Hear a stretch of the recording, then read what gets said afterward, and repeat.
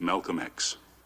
I think a lot of people are confused by the new Arabic name, El Hajj Malik El Shabazz. I've always had the name on my passport, Malik El Shabazz, only I only used it in the Muslim world.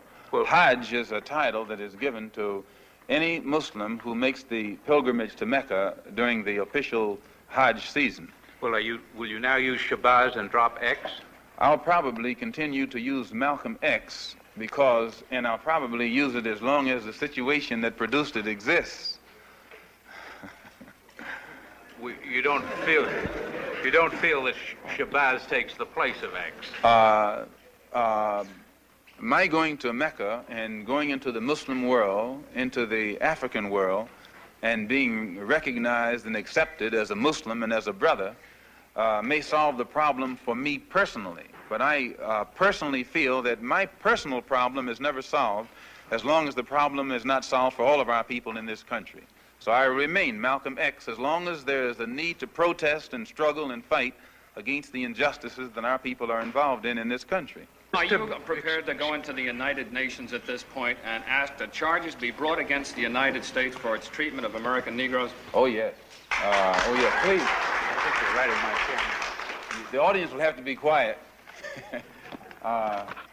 Yes, as I pointed out when I was during my traveling, that African nations and Asian nations and Latin American nations look very hypocritical when they stand up in the United Nations condemning the racist practices of South Africa and that which is practiced by Portugal and Angola, and saying nothing in the UN about the racist practices that are manifest every day against Negroes in this society. Even in South Africa, those Africans aren't faced with bayonets and aren't faced with police dogs. I would be not a man.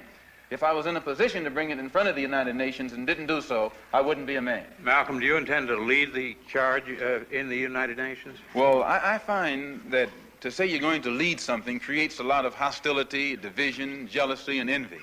I hope to work with any group of leaders or any group of organizations to do whatever is necessary to see that this problem is brought before the United Nations. Have you had any commitments from any nations in Africa to support you in such a move? I would rather not say at this time, but one thing I found in my travels, all of them look upon us as their long-lost brother. You realize the implication is that you have had such commitments when you say... This is your interpretation of what I said. One thing that I found in all of my travels was that all of the Africans, not only the Africans, but the Asians and the Muslims, look upon us as their long-lost brothers. And America had actually tricked many of them into a hands-off policy by giving them the impression that she was honestly trying to do something to solve the problem. My argument over there was designed to prove that it is impossible for the United States government to solve the race problem. It's impossible.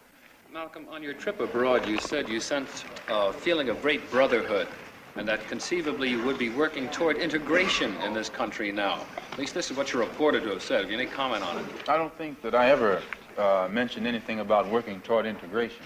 They haven't even got integration right here in New York City. You have worse integration problems in the North than they have in the South. So if it doesn't work if you can't bring about integration in New York City as international, cosmopolitan, up-to-date as it's supposed to be, you will never get integration anywhere else in the country. Are you prepared to work with some of the leaders of the other civil rights organizations? Certainly. We will work with any groups, organizations, or leaders in any way, as long as it's genuinely designed to get results. Does your new beard have any religious significance? No, not particularly, but I do think that you'll find black people in America, as they strive to throw off the shackles of mental colonialism, will also probably reflect an effort to throw off the shackles of cultural colonialism. And they may begin to reflect desires of their own, with standards of their own. Malcolm, your more controversial remarks was a call for black people to get rifles and form rifle clubs sometime back. Do you still favor that for self-defense? I don't see why that should be controversial.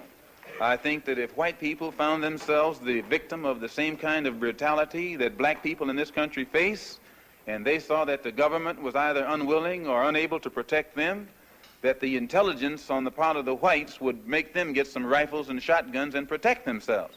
Now, Negroes are developing some kind of intellectual maturity too, and they can see that having waited upon the government to protect them has been a wait that has been in vain. So any of them who live in areas where the government is not able to do its job, then we do have to get together and do a job of protecting ourselves. No Negro leaders have fought for